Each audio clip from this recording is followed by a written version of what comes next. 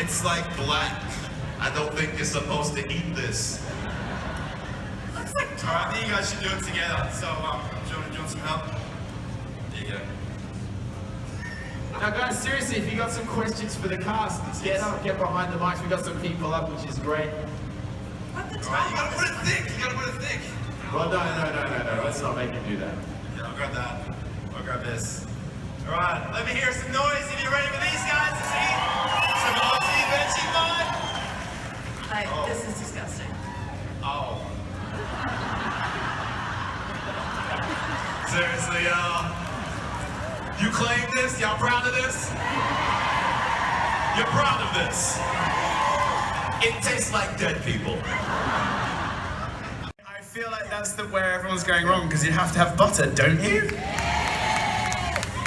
So then the Americans are eating it and they're going, this is disgusting because it doesn't cut with the butter. The problem is the Americans are just eating it off a spoon. Yeah, that happens as well. Get enough butter, so... Us Americans. So we're going to let you make it so, you know, we're not handling your food today. We'll give you a plate if you want. It's good to have a plate. And this morning we had Ross and Tyler eat some, and that made it on the Walker Stalker Insta page. Here's your knife, okay? I want you to open it because I want the lovely Vegemite smell. That's a huge slab of Vegemite.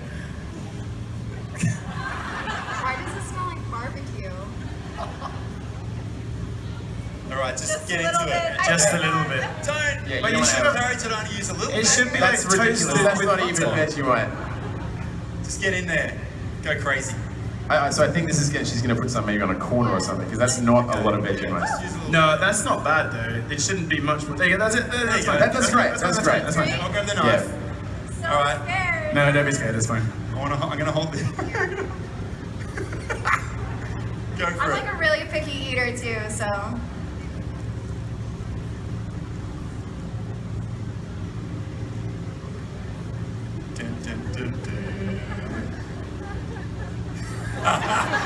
Oh. I don't know, guys. I like the moment when her face just starts to change. Yeah. And the taste. Oh, she's going for more! No, I'm going for my bread. She's going for bread. She's trying to filter it out. Awesome.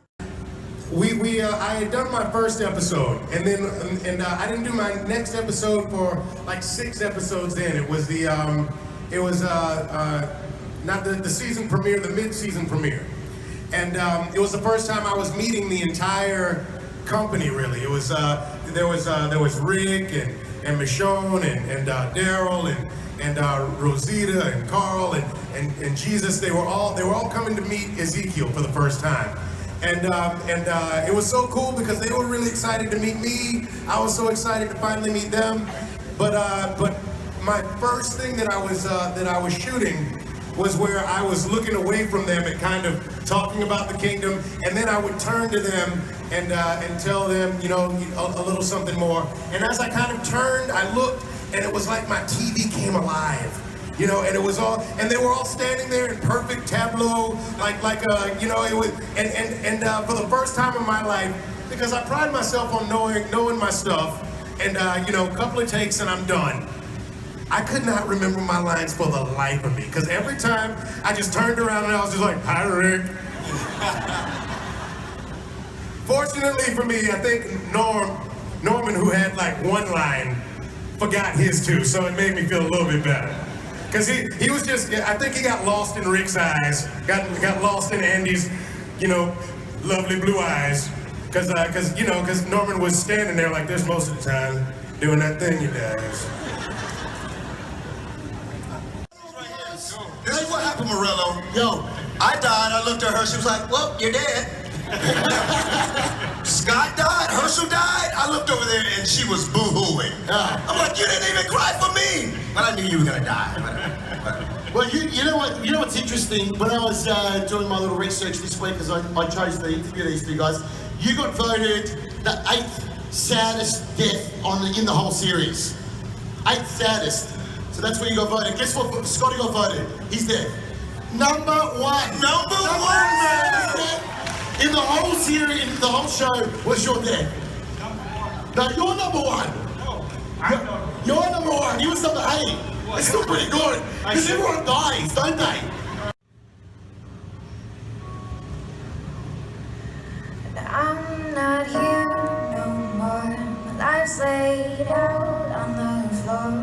you're gone. Each frame picture, it's not the same. Fall apart each day, wondering why you couldn't stay. And I tried to mend it, picked up the pieces, couldn't finish. It's not my fight no more, 'cause I'm not whole no more. 'Cause you are gone, so far gone now. It's undone. I don't know how would Cyborg say, it's pretty much just me saying, oh, for a muse of fire. That would ascend the brightest heaven of invention, a kingdom for a stage, princes to act, and monarchs to behold the swelling scene. Oh, for a muse of fire. Yeah. Wow. You Aussie. You Aussie. Yes, yes. You Aussie. Yes, yes. You Aussie. Yeah! There we go.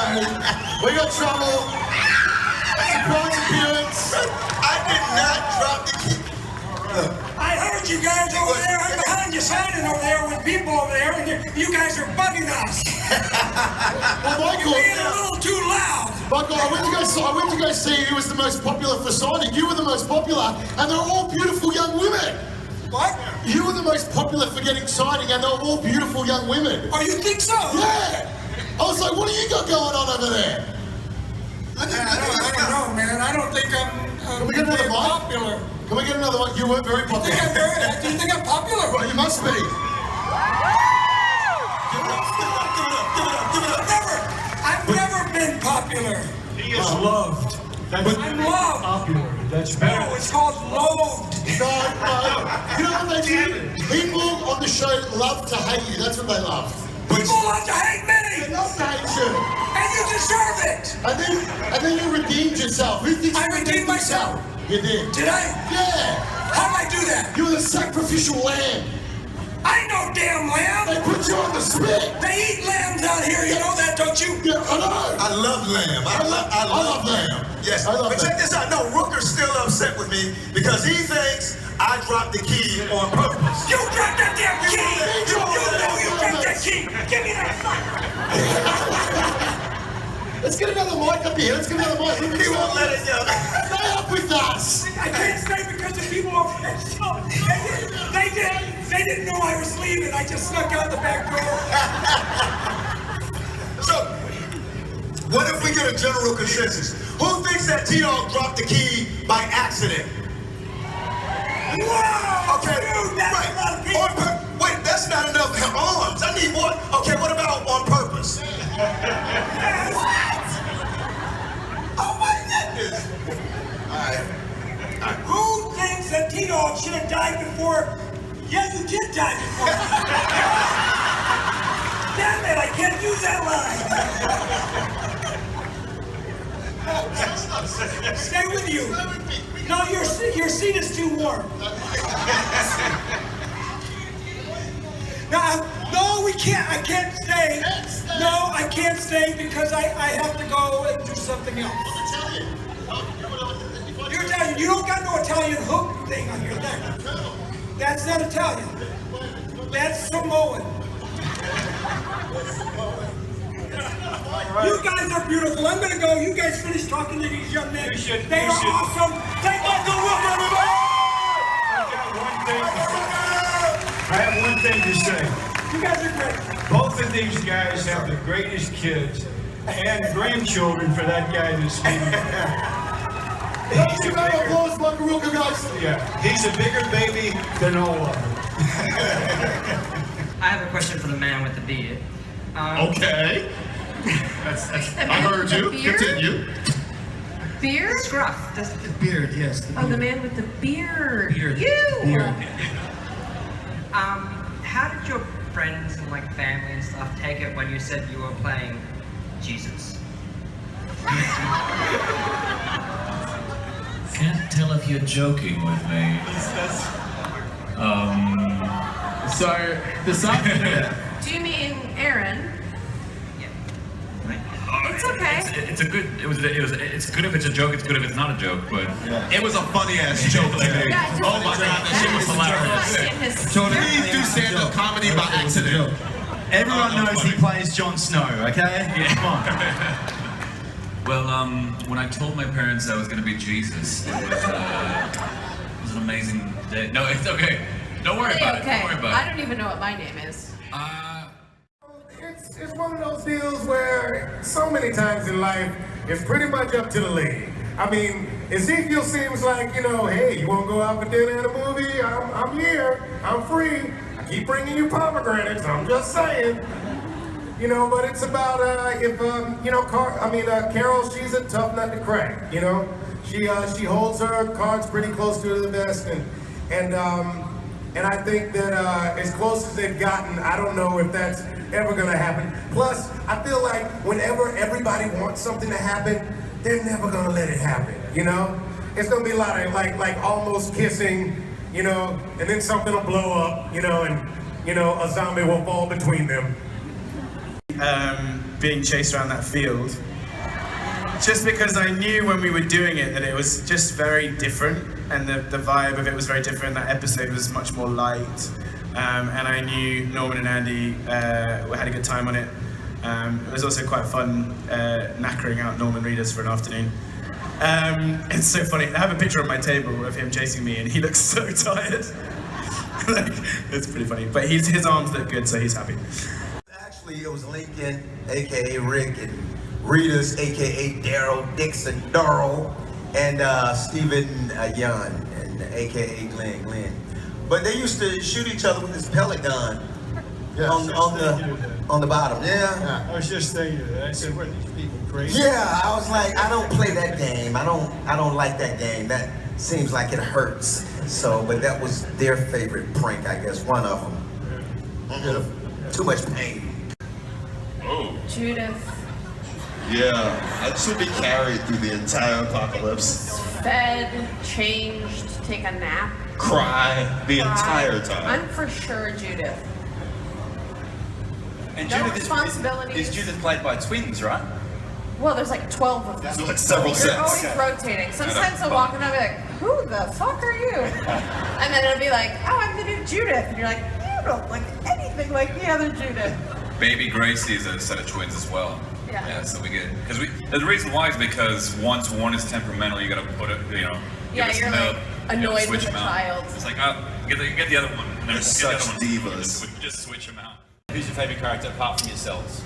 Your own character. I would love to play Abraham because he got the best lines on the show. He did. So annoying. I have very diplomatic lines that move it's like, hi, how are you? Nice to meet you. Let's move the plot along. It's, very expositional, but Abraham always had the best lines. And I wish... Mother Dick. Mother Dick. Bitch nuts. Dolphin Smooth. Dolphin Smooth, yeah. Now you're storm, and I can't fall in your presence, but I'm stumbling and restless. I'm good, you are the one. I don't wanna be the one you fall for. Feeling all alone and so small. Can't predict all of the twists and turns you give. You gotta trust me when I say it ain't worth the risk. I don't wanna be the one you cry for when you feel alone with no cure. Try to cover up all the lies pressed down inside. We never talked to him again. Yeah, I'm surprised I don't saw see them ever. I know. Tyler's here? Who's Tyler? Okay, Tyler. I think it's in their contract not to speak to me. Yep. This is the first time I've actually interacted with him since he died. And I'm very uncomfortable because we were told not to talk to him ever again. Exactly. And you got to eat Vegemite with him. It's really gross. We all hang out. We're all friends. Instagram is a good way to see that. Yeah, we all catch up. This is one of those weird, I'll let you guys in on a little secret. Oh God. The majority of the time, people ask cast, hey, so everybody get along? And they go, yeah. Bullshit. No, they just don't. They're just saying that. This is actually one of the cases where it's real. I don't think we would do this if that wasn't the case. I genuinely feel like what makes that death day so interesting and like the swell of emotions of like, yeah, you get to put the character to bed. You want to do great work and you're happy for your friends who are gonna have great storylines and all that. People ask me all the time, what do you miss about the show? The people. Me. That's it. I knew I was going to die before they told me. Like in the 3rd episode of the 4th season, I said, uh-oh, I have too much to do here. This is not a good sign. And in the 5th episode, I knew I was going because that was the episode where he went into the prison and tried to save people. And I said, I'm out here, there's no doubt. The day after we finished the show, the showrunner called me in and told me that I was going to be taken off the show. And I said it was fun. Yeah. You know, and it was. And you nailed it.